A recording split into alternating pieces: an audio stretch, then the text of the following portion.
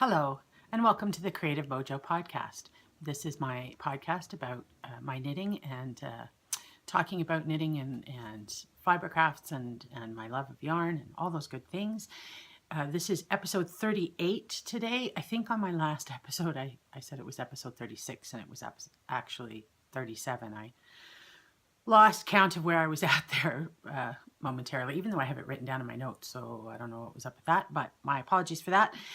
Today is August 26th. It's a Saturday, and I'm coming to you, as always, from my home in Calgary, Alberta, Canada.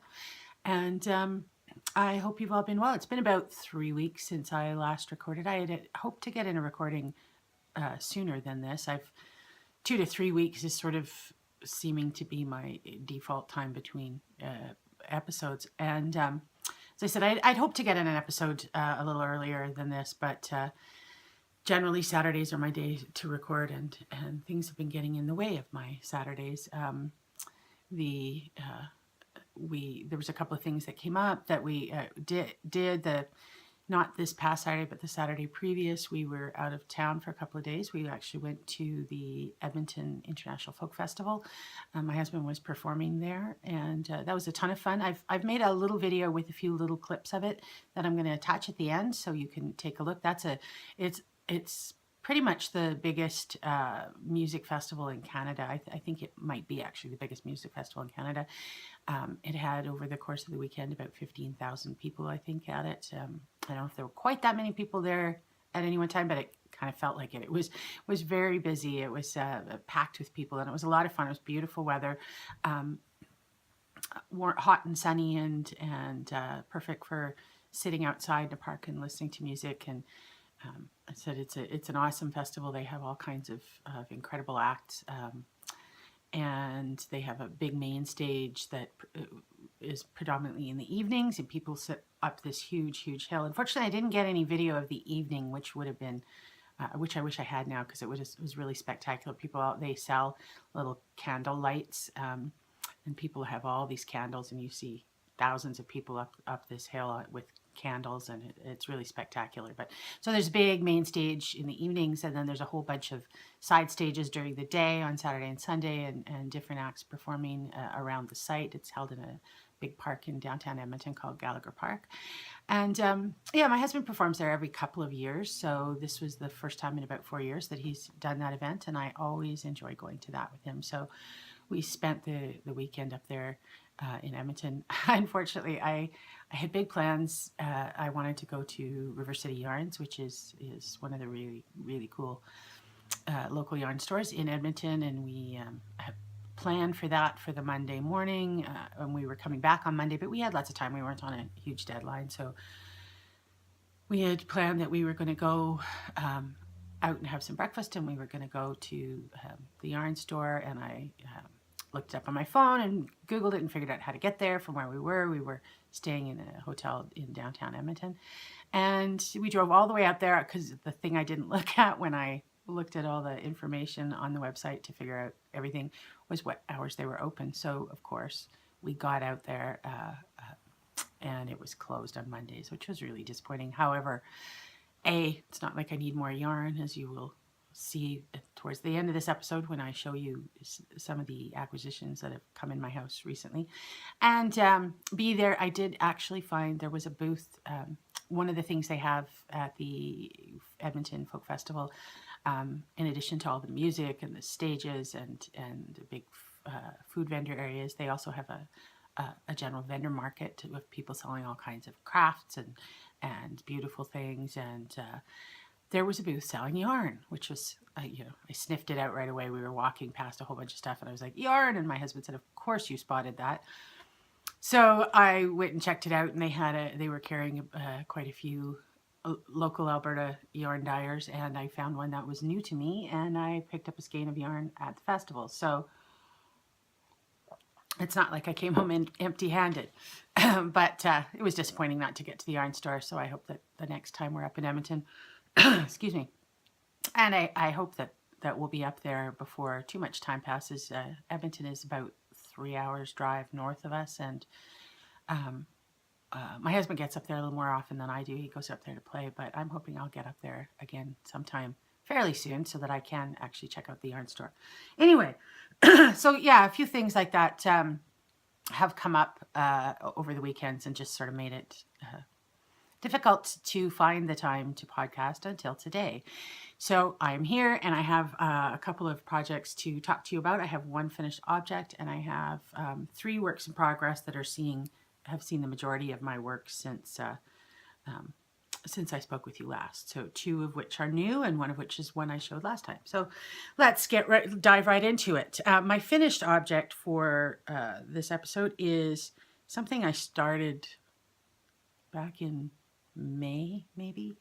It is the Fairy Hill shawl by Helen Stewart, who's the Curious Handmaid. And this was the first shawl in the installment of the Secret Shawl Society, which is a 6-month pattern club that Helen runs. This was her 2nd year. I was part of it last year.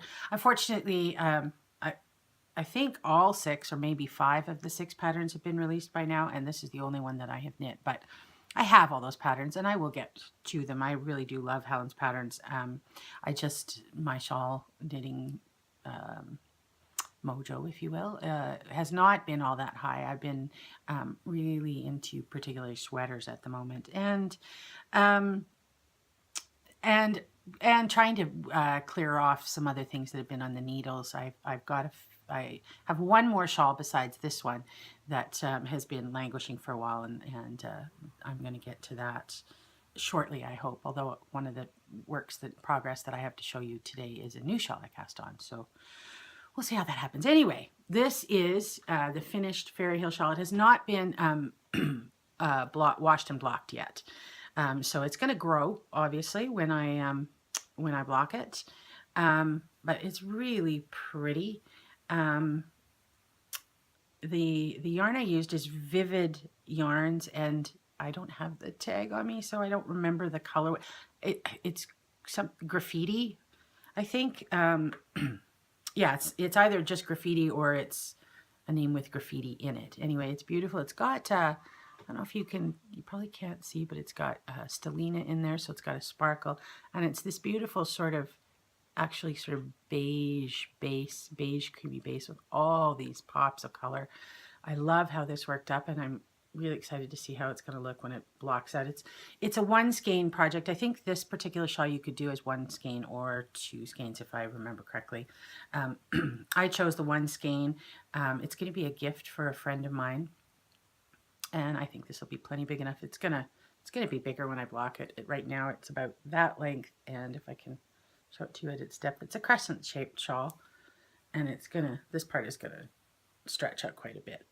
It's lace. It's a simple lace pattern that alternates stockinette and lace, and those sections of stockinette get smaller as you go down till when you get to the bottom it's all just the lace. I really enjoyed knitting this for the most part. The only issue I really have with it is I'm not wild about the edging on this, because I'm not wild about what it does here. I don't know if you can see, but it curls, and it's not going to lay flat. That's the wrong side. This is the right side. Even when I stretch it, so even thinking about when I block it, even when I stretch it, it's still got a little bit of a kind of a pucker or a hump, I guess, really there, which is going to be fine when it's around the back of your neck. But as you can see, how it doesn't lay flat. And I wish that this edging was a little more forgiving so that it could lay flat. I don't know, I'd have to do a little experimentation to see what I could do with that edging too. It's not bad in the body here. That's stretched pretty tight. But it's not so bad there. It does have some stretch, enough that it's going to block out okay. It's just right here. And I'm feeling like maybe if I had added some extra yarn overs or something into there, it would lay a little flatter, which I would like. But anyway, other than that, it turned out really, really nice. I used most of the single skein of yarn. And yeah, so that's my finished object. Like I said, it just needs a wash and a block, and get to that. I end up doing most of the laying out of shawls and sweaters and stuff when I block them. Excuse me, I've quite the frog in my throat. We continue to be plagued here in Alberta by all the smoke from forest fires on the Alberta British Columbia border and in British Columbia. And it's continued to be smoky here parts of the day, and not necessarily every day. Today's actually a beautiful clear day, but it's been playing havoc with my sinuses and all summer long, and as it has with, I think, most people who live in the area and have had to breathe forest fire smoke all summer. So I'm sort of continually kind of hoarse and croaky and had a lot of sinus headaches and stuff. Anyway, that I'm on a tangent there. But yeah, I think this is going to block it really nice. As I said, I tend to lay out stuff when I block it for the most part on our bed, which is not ideal. Luckily, the weather is dry enough here that things do dry. Knitwear dries pretty quick, but I have to have kind of a whole day when nobody's going to, my husband, for example, often likes to have a brief nap in the afternoon because he's a musician and he works nights. And if he gets up sort of in the morning when I get up to go to work, and then he's got to play until, 1 in the morning, he will often have a nap short nap in the afternoon, and that's not really convenient if there's knitwear drying on the bed. So I haven't actually had a day when I've laid this out, but I'm going to get to that soon. I may show it to you briefly again in the next episode when it's blocked out. But anyway, so that's my finished object. I'm happy with that. And then I have 3 works in progress that have seen the majority of my work since the last time I spoke with you. There is a 4th one that I've done a bit of work on, and that is the sweater I'm knitting for my friend Denise, which is the yellow wall cardigan. I think I showed it in my last episode. It's the cardigan, fingering weight cardigan that I'm knitting out of Woolmeise. I didn't bring it over to show you today because it's all just stockinette body right now, and it's about the same. I have actually gone a little bit farther. I just divided for the sleeves. I'm a little bit into the body, but it's not dramatically different from the last time I showed you. So I'll show it to you at the next episode where there's some significant progress. So the things that I have been working on, I'm going to start with a pair of socks. I cast these on. These are my August socks that will be for the sock bash. I think it's called Sock Bash. It's the knit along that the grocery girls are holding, where it's a year-long knit along, pair of socks a month, and you have to start something at the beginning of the month and finish by the end of the month. And this month I decided to do a pair of socks for my husband because it was his birthday. It was actually his birthday while we were up at the Edmonton Folk Festival, which was really fun. So I cast these on the day before we drove up there, early August, and knit on them a lot at the festival. So one is completed. I really am enjoying these, even though they're just a simple vanilla sock. Oh my gosh, that actually shows the colors beautifully. The yarn I'm using for these is Black Trillium Fibers. This is some of the yarn that I picked up in Portland, Oregon last summer when we were there. Black Trillium Fibers is she's a Portland dyer, and this is her Marilyn sock, which is a 75-25, and the colorway that I'm using is called the Ninth Doctor. It's a Doctor Who color, so that's just her tag, should you care.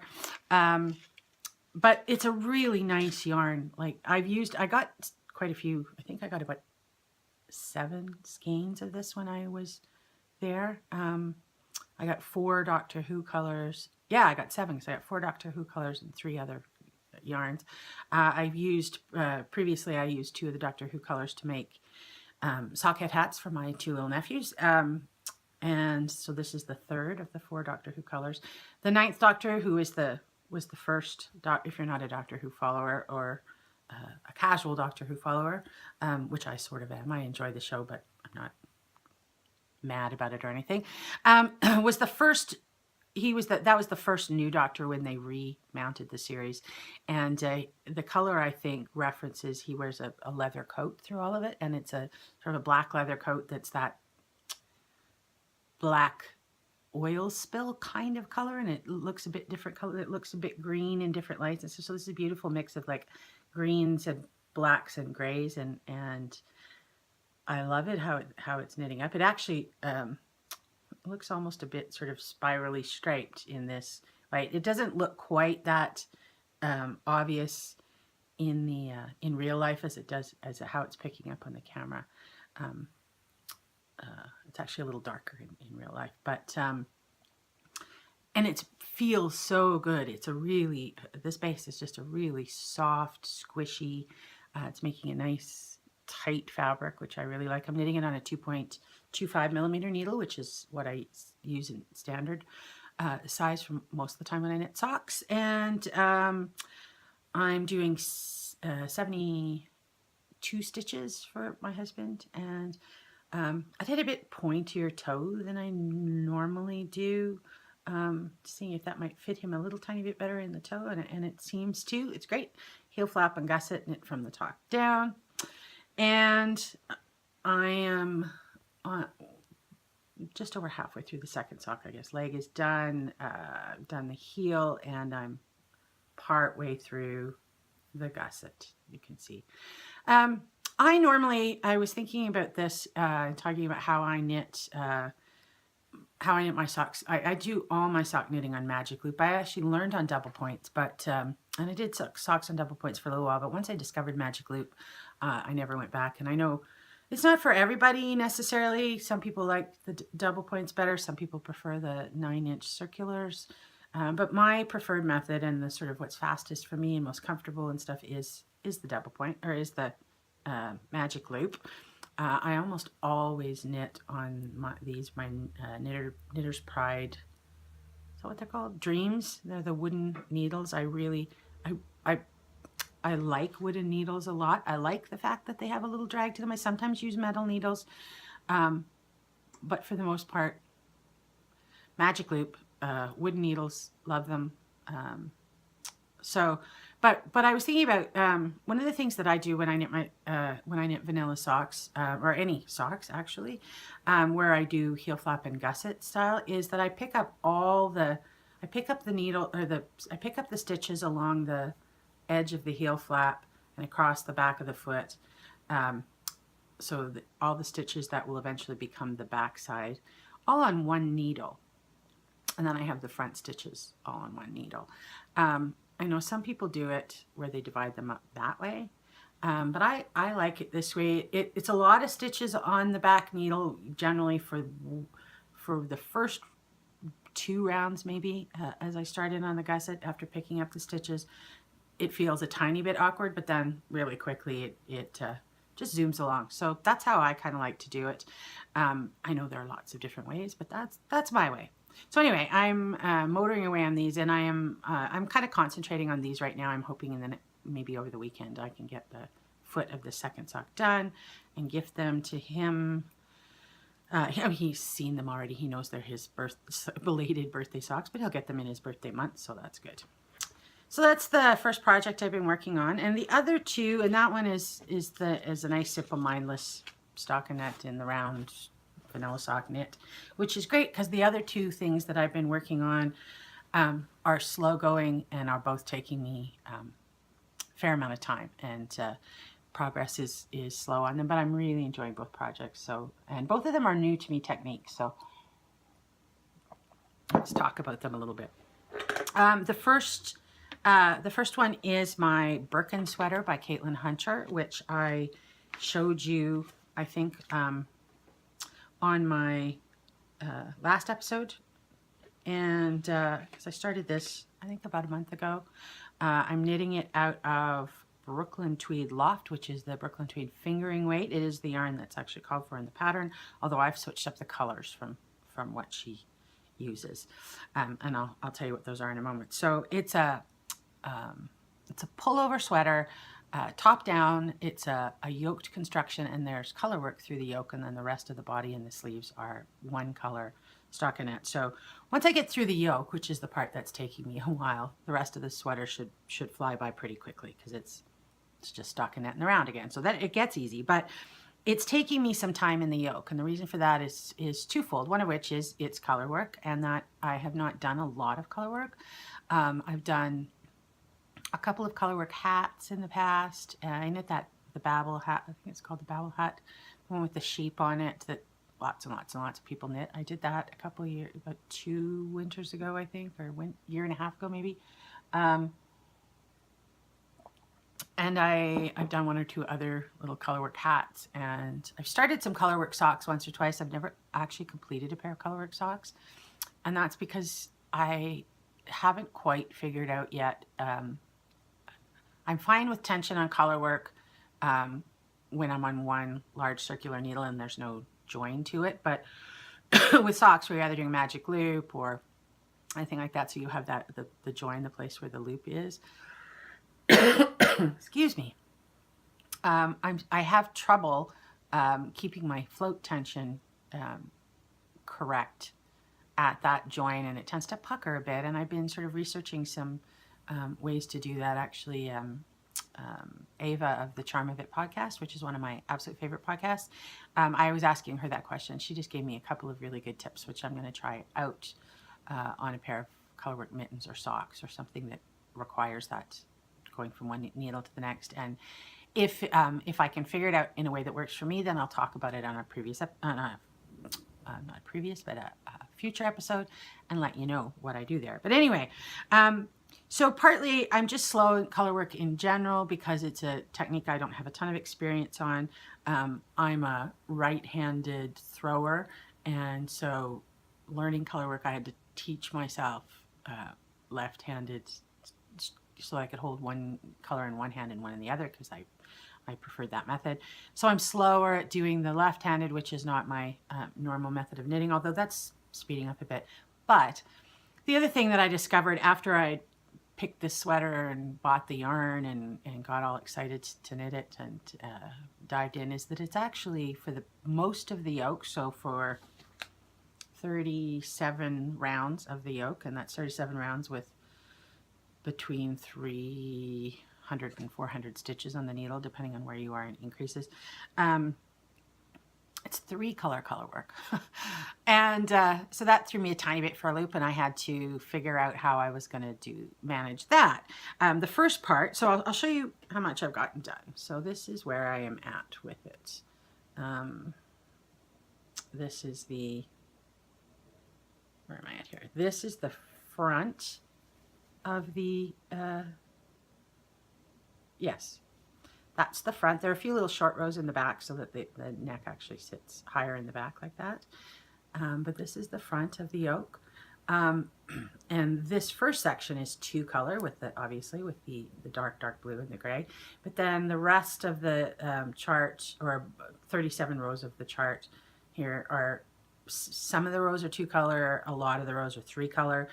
And then you go, after you finish that, you do some of this 2-color again at the bottom of that chart. So the 3-color is taking me, I'm finding it's about an hour around. And that's just because I'm going slow and careful. I'm really trying hard to get my my floats nice. You can see how it's looking. It's looking pretty good. It is a bit lumpy, bumpy still. My tension is not perfect, but I am hoping that that's going to come out. It's going to even out a little bit, at least when I block it, and it's going to look fine. I'm happy with how it's looking. So Brooklyn Treat is a rustic, sort of slightly lumpy, bumpy yarn anyway, so that's not going to be a huge problem. But I'm pretty confident that it's going to smooth out a bit when I block it anyway. But the big thing for me was figuring out the management of 3 colors, and I experimented a little bit as I was going. A couple of times I knit a bit, and then I would have to pick it out and knit again. What I ended up deciding on was that I'm holding 2 colors in my right hand and 1 color in my left. And with the 2 colors on my right hand, I'm actually dropping 1 color and working with the one in my left and one in my right, and then when I switch the colors, I'm dropping the other color and picking that one up.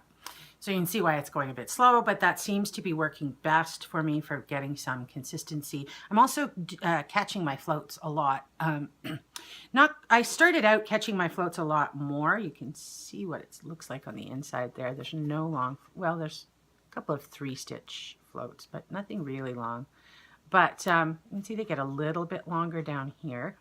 And that's because with the 3 colors, I ended up not necessarily wanting to catch floats every second stitch, but anytime I was doing, say, more than 4, generally anytime I'm doing more than 4 stitches in one color, I will catch the float. There's a few rounds where you're carrying one of the colors for like 10 stitches, 8 or 10 stitches. So I'm definitely catching those, and I had to sort of figure out how to catch floats depending on which hand they were coming from and stuff. I figured out how to catch them from the left hand and the right, which is great. So that's all working out well now. Like, yeah, as you can see here, I've got a little bit longer floats, but none of them are more than, I think the longest ones here are maybe 4 or 5 stitches, but I've also been figuring out how to get that tension pretty good so my floats aren't too tight. And so yeah, it's slow going because I'm trying, you know, it's as I said, a new technique, and I'm trying to do it well. I want this, definitely want this to be something I can wear. I'm really liking how it's turning out so far, so I'm just taking my time at it, and I'm really enjoying working on it. It's just this part is slow, and I'm actually looking forward to getting to back to this part of the color work, because I think it will go a lot faster now with just 2 colors, now that I'm mastering the 3 colors.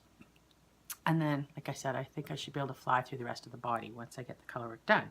So let me talk a little bit about the colors that I am using. The pattern as written, her pattern, she uses this color, the white there, cream, called Fossil. She uses that for the main body, and then she's got some pinks and blues and greens and for these sort of floral motifs. But I had some of these colors in my stash, and so I actually just purchased the gray, the main color, body color. I think I talked about this on a previous episode, but I purchased that to go with some of this Brooklyn Tweed Fossil single skeins that I already had.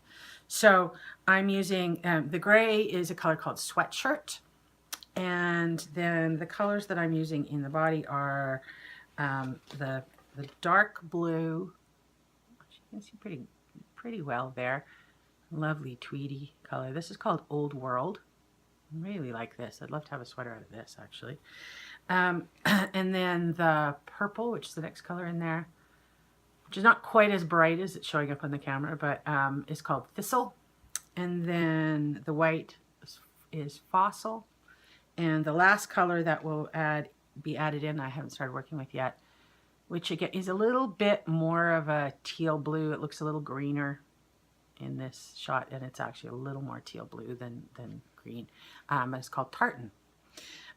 So yeah, those are all going to look lovely together with that gray background, and will go with things I have. And I'm really excited about this sweater. I just wish I was going a little faster on the body, because you know, I just have to chug along stitch after stitch, and I'll get there. And but I am really enjoying it, and I am determined to do more color work and improve my color work skills. So, and this is living in a fat squirrel bag, a fat squirrel sweater bag of mine. I love her bags. I have 2 sweater bags, I think, for larger size.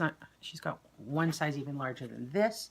This is a good size. This fits plenty. Like, this has got 5 balls of yarn in it, plus the project, plus some spare needles, plus the pattern, or the chart, plus a bunch of stuff. So, and room to spare. So I have, I said, 2 sweater bags of hers, and then I have a couple of them one size down from this as well. And I love her bags so much.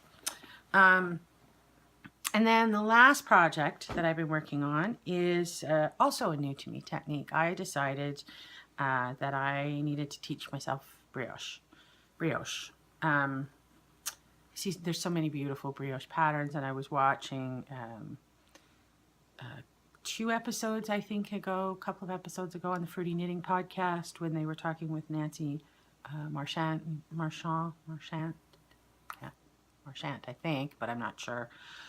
Sorry if I'm getting that wrong. Anyway, she was showing some, she's the genius of brioche knitting, her and Stephen West, I guess, who was sort of a disciple of her, like learned from her to some degree, and of course does fantastic things with brioche as well. And Andrea Mowry, there's a bunch of designers doing really fantastic things with brioche right now.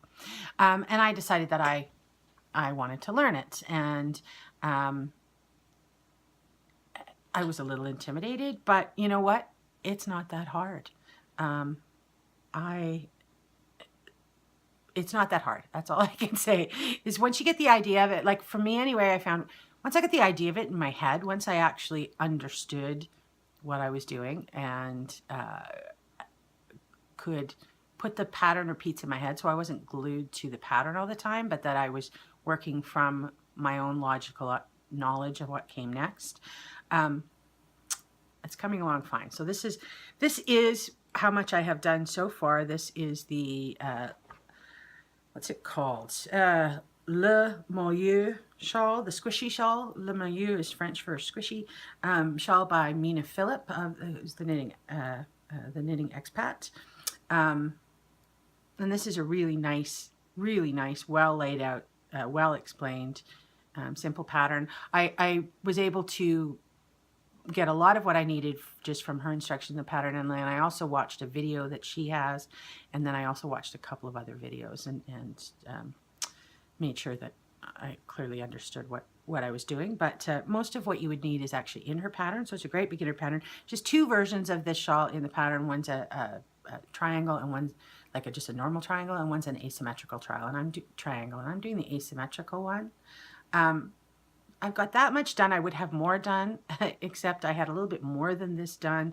I was working on this. I started it a day or two before we went up to the Edmonton Folk Festival, and I was knitting on it in the car on the way up to Edmonton, and I got a couple more repeats than this done, maybe about that much more, and was kind of going, it talks about a decrease here in this pattern, but I have not come across a decrease yet, and I don't know where the decrease is. I don't know where that comes into play, that there's a decrease somewhere in here.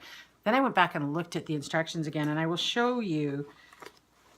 It's partly because there's a lot of writing, right? These are the repeat. It's a six row repeat, or 6 pass repeat sort of, but there's an A and a B for everyone, so it's actually 12. And there's a lot of writing in there, and in that writing, in one of those 12 instructions, there is a decrease, and I had completely missed that. I had just missed reading it because I thought I was a little cocky and thought I knew what I was doing. And so I was knitting along all the increases and it's like for every 2 increases you do, there's 1 decrease, as I think, right? Or something like that. Anyway, I missed the decrease, is basically what it is. Didn't realize it till I was about that much farther along. Looked at it and went, there's nothing for it. I had to rip the whole thing out and start over. Which I did in the hotel room while we were up in Edmonton. So it took me a little while to get back close to where I was, but that's how far along I am now, and it's going along swimmingly. Now that I know where that decrease happens, I'm good. So I'm really enjoying it. I'm doing this on a 3.5 millimeter. Looking at my notes here, sorry. Yeah, 3.5 millimeter needle. I think her pattern might call for a 3.75, but she says that that's not super important. What's important is the fabric, and I kind of like where I'm at the 3.5. I could probably even have gone down to the 3.25, but this is gonna work out nice. And as everyone says about brioche, it is lovely and squishy. So the 2 colors I'm using Yarn Ink. I think I showed these, or I picked them up from Stash, my local yarn store, a couple of about a month and a bit ago. And the bag it's in is a beautiful, this is my newest bag. I think I got this a couple months ago, but it's the newest bag I picked up. It's another Lone Larch bag by Jenny of the Lone Larch podcast. Really love this bag. It's got some quilting in there. It's nice and sturdy and a little squishy, and a beautiful lining in it. I really love this bag with I think a linen on the bottom. And anyway, so that, and these beautiful trees and birds. So that's the bag that's living in. But the yarns I picked up, like I said, at Stash, which is my local yarn store, or one of my local yarn stores here in Calgary. It's Yarn Ink, who's an Alberta dyer. You probably heard of Yarn Ink. I hope you have, and if you haven't, you should check her out. You should try and get some of her yarn because it's fantastic. And these are the 2 colors I'm using, which are gorgeous. This one's blowing out the camera pretty good. This color, actually, so is that one. This color is called Smitten. Mostly what's getting picked up there are the pink sprinkles, but there are the pink yeah, sprinkles. No. What is the word I am looking for? Oh my God. Anyway, the pops of color. Mostly you're seeing pink, but there's also black and yellow, and I think that's it predominantly. Black, yellow, and pink. Tiny little sprinkles of color. And so that's the light color I'm using. And then this color is this beautiful fuchsia. Is called Diva. I love this. This is one of my favorite colors. And so that's the dark color. So as you can see, that's with the light color side, and that's the dark color side. I love the reversible, nature of these. But anyway, so that's the third project that I've been working on over the last couple of weeks. And again, because that's a new to me technique, it's going a bit slow, although I'm getting to the point now where I'm getting into the rhythm of it. And like I said, I've got the logic of what the different passes and the different stitches are pretty comfortably in my head now. So I should be able to speed up quite a bit on that, particularly as the rows get longer and you're just doing the same thing for more stitches instead of short number of stitches, and then having to think, okay, what's next? Am I sliding them back to the end, or am I turning the work? Anyway, so those are my three works in progress at this point. The other two things that I wanted to quickly talk to you about today, where I just want to remind everybody that we have our Cookie A Cal, Sock Cal, still running till the end of August, till August 31st. I'll probably close that thread on the morning of September 1st, which is Friday. So you have till the end of the day, Thursday, or early morning Friday, if you beat me to it, to post any Cookie A sock projects that you knit between the beginning of June and the end of August. And I am going to be giving away this really lovely skein of Riverside Studio yarn to the winner. This is so soft and squishy, you guys. This is a 3-ply 80/20 merino nylon from a dyer in Ottawa. It's Canadian yarn. The colorway is sand, and yeah, I love this. So that's going to be the prize. So if you got a pair of socks on the go, you've got about 5 days to finish those up and hopefully get them into the finished object thread in the Creative Mojo podcast group, and I'll pick a lovely winner and announce it the next time I record. So there's that. And the last thing is I wanted to talk a little bit about some yarn acquisitions. There's been kind of a fair amount of yarn from different sources coming into my house over the last few weeks. I actually mentioned I didn't talk about this on the last episode because I was running a bit long. So this is actually yarn that's been coming in over about July and August, I guess I would say.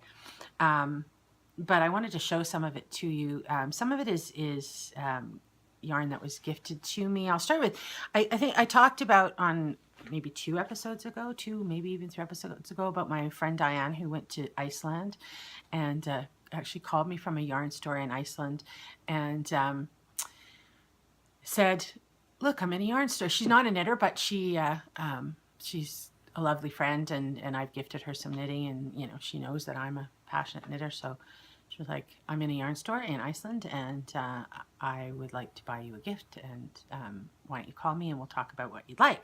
So over the phone, and she sent me a few photographs and stuff. We picked out some yarn, and she's back from her trip, and this is what she brought to me, and I'm really excited about this. I've got two different colorways of, it's called Camp Garn. I don't know how to pronounce that in Icelandic. It's fingering weight, although it might almost be sport weight. I don't know. Maybe a heavy fingering weight. It's 100% Icelandic, pure Icelandic wool. And it is 164 yards per ball, and I have 3 of the white and 3 of this beautiful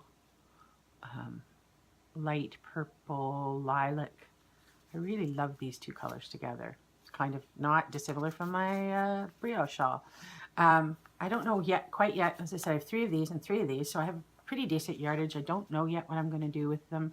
I feel like they're going to be color work of some sort, that I'm going to take the lessons I learned from the Birkin sweater and do something color worky. I might do a garment for my little granddaughter, who's about 4 now.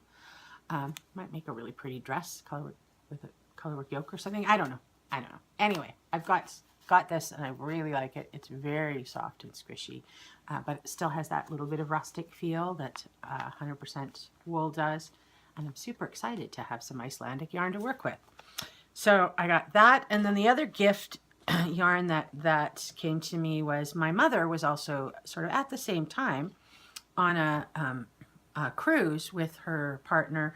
They were on a trip that they flew to Edinburgh, and from Edinburgh, I think they got onto a boat, and the boat went up through some of the islands, northern Scotland, and then up a fjord in Norway, docked in a couple places in Norway, and then they were supposed to go to the Faroe Islands, but there was a bad storm, and they decided that the weather was too bad to risk it. So they actually went, the end of the trip was in Iceland as well, in Reykjavik.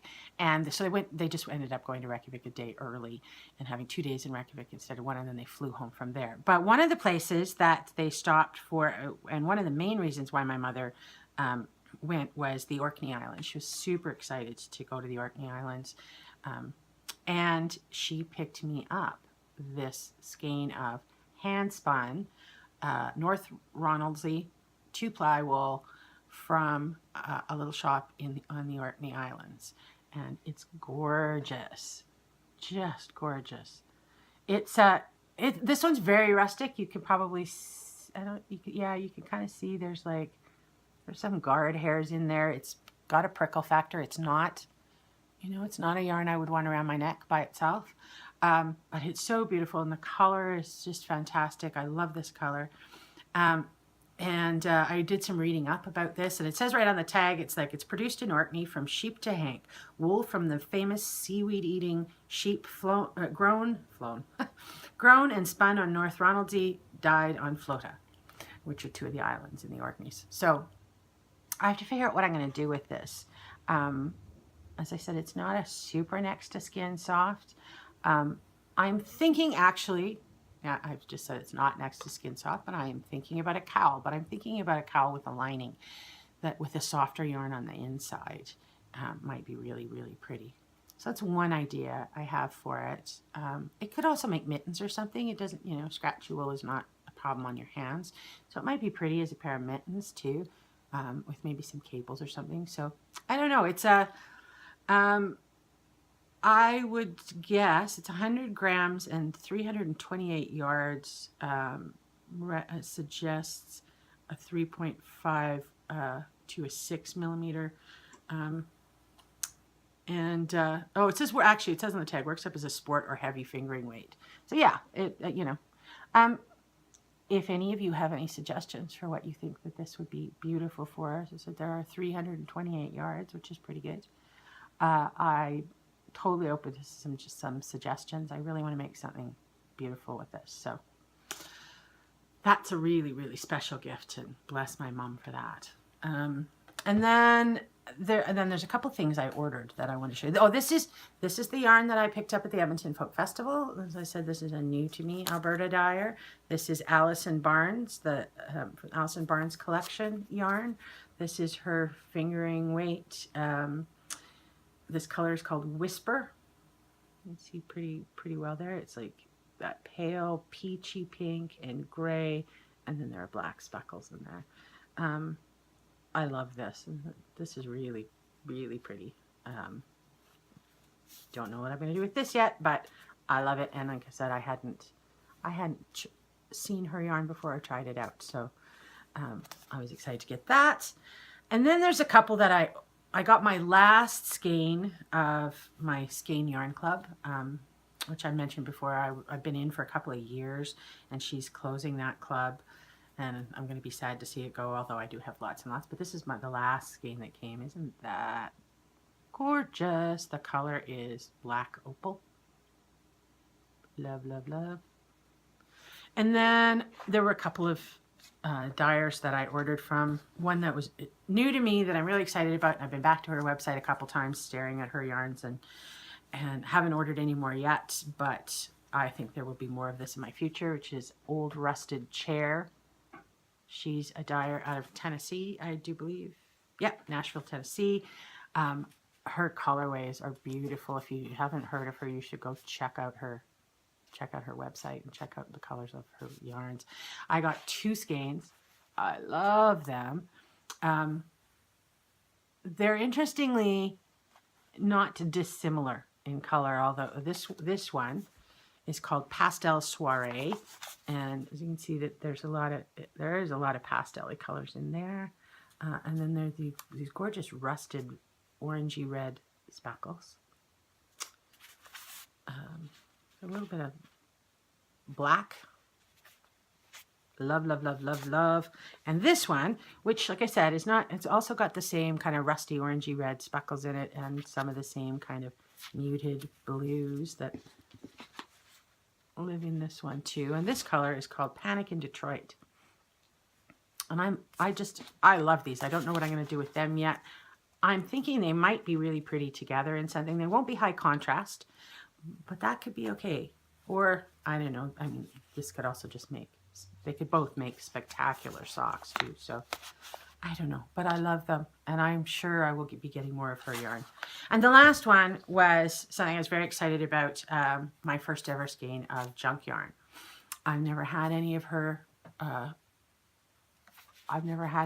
yarn, but I caught the tag end of an update, and she had a few skeins in there, and I just went for it. This color is called Drew. All of her, it says right on her tag, junk yarn, color inspired by women. So all of her yarns have names of women on them, and I love this too. It's very multicolored in the skein, although it's interesting. Again, it's predominantly all that yellow, right? And I've looked at pictures on Ravelry of it knit up, and when it knits up, it looks like it's predominantly a yellow. It knits up where you really see that yellow, and then all these other sort of colors come into play. But we'll see if that's what happens. This is definitely going to be socks. This might be the next pair of socks I cast on. I don't know. I just love this. It's happy. It's really happy yarn. All those great colors.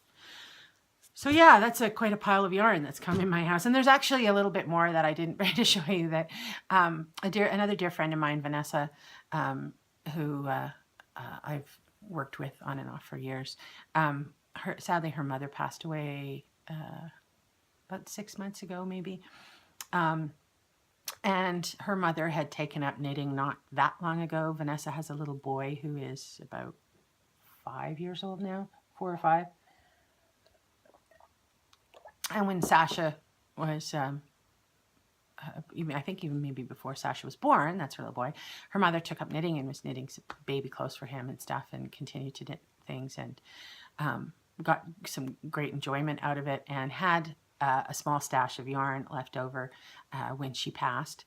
And Vanessa had gone out to Victoria, where her mother lived, and was cleaning out some of the stuff in her mother's house, and she texted me and she said, I've got this bag with yarn and some half knit projects and some needles and things like that, and I'd like to give it to you because you're the knitter that I know the best, and I think she felt that I would, as I do, would really honor and appreciate that gift. And so it was lovely to get this bag. It was something very interesting and quite special. I hadn't actually ever met her mother, even though I knew Vanessa. I've known Vanessa for years, but her mother lived somewhere other than here.